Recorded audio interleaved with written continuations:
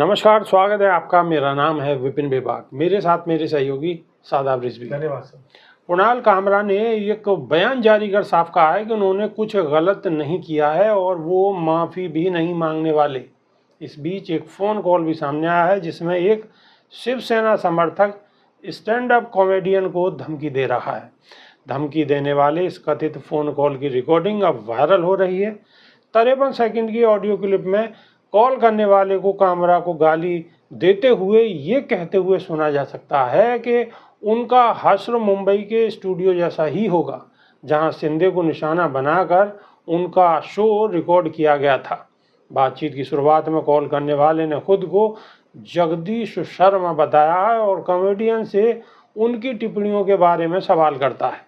इस दौरान वो कहता है कि जाओ और देखो कि हमने होटल या स्टूडियो का क्या हाल कर दिया है। हम तुम्हें जहां भी पाएंगे तुम्हारा भी यही हश्र होगा। इस पर कामरा कहता है कि वह इस समय तमिलनाडु में है, आ जाओ। कांग्रेस की महिला नेत्री सुप्रिया श्रीनेत ने ये ऑडियो शेयर की है। साथ ही तंज कसते हुए कहा है कि क्या गजब कॉमेडी चल रही है। शादाब रिजवी, देखिए, कॉमेडी का दौर है और कॉमेडी में सब लोग मजे ले रहे हैं। कॉमेडी तो वो भी है जब एक इंटरव्यू आता है और उसमें ये सवाल पूछे जाते हैं कि आप काट के खाते हैं या चूस के खाते हैं। वो भी एक कॉमेडी का हिस्सा है, लेकिन उन पर कोई कार्रवाई नहीं होती। कॉमेडियन बदले हैं, लेकिन कॉमेडियन के साथ साथ तंज कसने वाली पार्टी बदल गई। सबसे बड़ी बात ये है जी। अगर कांग्रेस पे तंज कसे जाते थे तो कुछ नहीं था। आपको मैं एक वाकया याद दिलाऊं, एक किस्सा है डॉक्टर राहत इंदौरी साहब का। वो इस दुनिया में नहीं रहे जी। उन्होंने बताया था कि एक बार उन्होंने सरकार को चोर बोल दिया। उन्होंने एक मंच से, एक स्टेज से ये कह दिया कि सरकार चोर है। तो अगले दिन उनके घर पे पुलिस पहुंच गई। पुलिस ने कहा आपको हम गिरफ्तार करने आए हैं। कहने लगे क्यों, क्या आपने कहा है कि सरकार चोर है? तो उन्होंने कहा ठीक है, लेकिन मैंने ये तो नहीं कहा सरकार कौन सी चोर है, कहाँ की चोर है।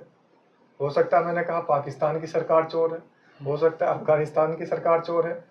तो कहने लगे अच्छा, हमें पागल समझ रखा है, हमें पता नहीं कहाँ की सरकार। तो ये किस्सा आजकल के टाइम में, यानी कि पुलिस वाले कहीं ना कहीं खुद ही गवाही दे रहे हैं कि हमें नहीं पता कि कहाँ की सरकार चोर है। तो इसी तरीके से कॉमेडियन जो कुणाल कामरा है, उन्होंने तो बात कही। उन्होंने छोटा फैंटा एक शब्द का इस्तेमाल किया। अब छोटा फैंटा वो कौन है उन्होंने तो नहीं बताया, लेकिन फिर भी लोग समझ रहे हैं कि छोटा फैंटा कौन है। लेकिन शादाब रिजवी आप ना बताएं छोटा फैंटा कौन है। मैं नहीं बता रहा हूँ, मैं तो एक बता रहा हूँ कि छोटा फैंटा उन्होंने कहा। अब हमें तो खुद नहीं पता वो छोटा फैंटा कौन है, लेकिन लोगों को फिर भी बुरी लग रही है। वो कौन लोग हैं जिनको बुरी लग रही है, भाई वो जाने किसको कहा छोटा फैंटा। साथ ही एक चीज़ और भी है, जिस तरीके से ये बातें चली आ रही हैं कि कॉमेडियन को अपनी बात रखने की आज़ादी नहीं दी जा रही है, तो ये आज़ादी दी जा रही है। आप देखिए, जो गोदी मीडिया जिसको नाम दिया गया है, जो मीडिया के जो चैनल्स हैं, जो मेन स्ट्रीम मीडिया इस वक्त है। लेकिन शादाब रिजवी, एक चीज़ मैं आपको बताऊं कि अब मीडिया को भी ये गोदी मीडिया नाम रख देते थे, तो वो नाम भी अब पुराना हो चुका है जी। अब इसका नया नामकरण होना चाहिए। चलिए, नया नामकरण आप कर दीजिए कोई सा। लेकिन मैं ये कह रहा हूँ कि जो गोदी मीडिया के अंदर चैनल के अंदर लश्कर मीडिया लश्कर मीडिया बोल दीजिए, और जो जिले इलाही हैं इस लश्कर के मालिक, उन जिले इलाही के सामने ही जो मीडिया के अंदर, इन चैनल्स के अंदर बहुत सारे ऐसे लोग जो कवि होते हैं, हास्य कवि होते हैं, उनको बुलाया जाता है और बाकायदा कांग्रेस के ऊपर प्रहार कराया जाता है।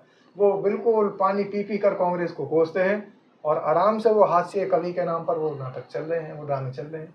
तब क्यों नहीं किसी के अंदर ये उम्मीद जगी कि हाँ भाई, ये जो हास्य कवि के जरिए एक राजनीतिक पार्टी को निशाना बनाया जा रहा है, ये गलत है। तब क्यों नहीं गलती नजर आई? अब अगर उसने इशारा कहीं और कर दिया, किसी और तरफ कर दिया, हालांकि हम नहीं जानते कौन छोटा फैंटा है या कौन आदमी, कौन कहाँ चाय वाला था, कैसा था, कैसे था, क्यों था। उन्होंने जब इशारा उधर की साइड किया तो उधर तबके के लोग आखिर इतना क्यों बिलबिलाए घूम रहे हैं। फिर वो पिक्चर हॉल, जहाँ वो ऑडिटोरियम था या मॉल था, जहाँ पे उनका वो ऑर्गेनाइज था प्रोग्राम, उसे जाके तोड़ फोड़ दिया। ये तो वही वाली बात हो गई कि छावा मूवी जहाँ जहाँ दिखाई जा रही थी, पर्दे तोड़ दिए, पर्दे जला दिए, तोड़ फोड़ कर दी, औरंगजेब की कब्र को तोड़ने फोड़ने के काम करने हैं। तो भाई तुम अभी जो हिम्मत जुटा रहे हो, आपके जो पूर्वज थे उन्होंने तो 350 साल पहले ये हिम्मत नहीं जुटा पाए। आप 300 350 साल बाद आप ये हिम्मत निकाल कर लाए हो, तो इससे तो कोई फायदा नहीं है।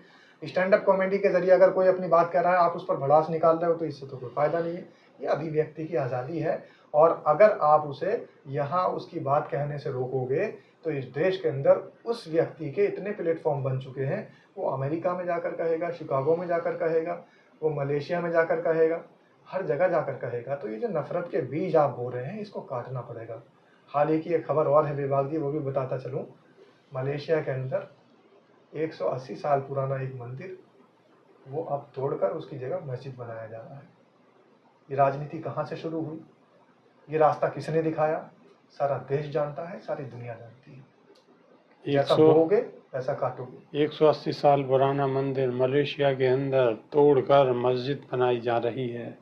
शुरुआत इधर से, अब उसका असर कहाँ कहाँ होगा ये समझना ज़रूरी है। तो अभी के लिए सिर्फ इतना ही। नई वीडियो में फिर रूबरू होंगे। बहुत बहुत शुक्रिया। नमस्कार। धन्यवाद।